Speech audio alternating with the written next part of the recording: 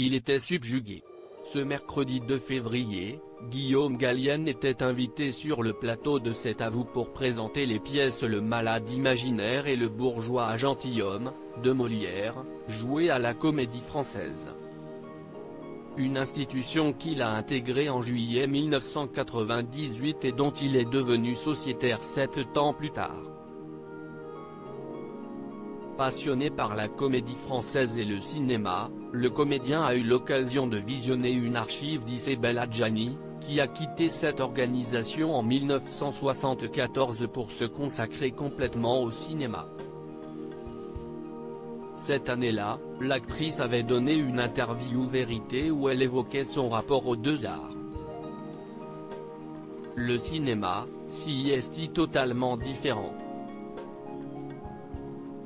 Il y a une espèce d'afflux nerveux à mettre en branle au moment précis où un œil est survoué ou un déclic a lieu, confiait Isabelle Adjani.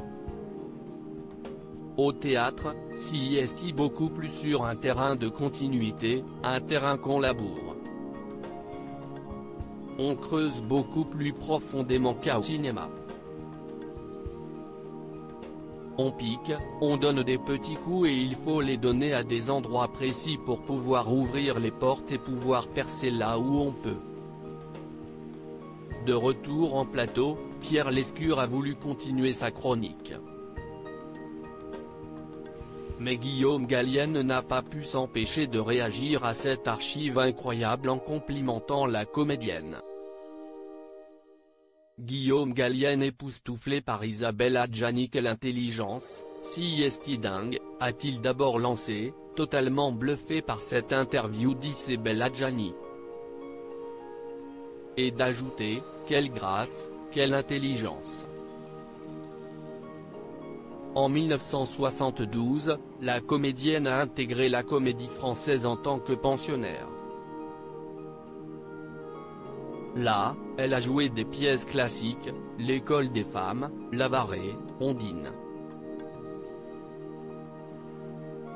2 ans plus tard, elle l'a quitté pour tourner l'histoire d'Adèle H. avec François Truffaut. Des années après, Molière est de nouveau à la fête.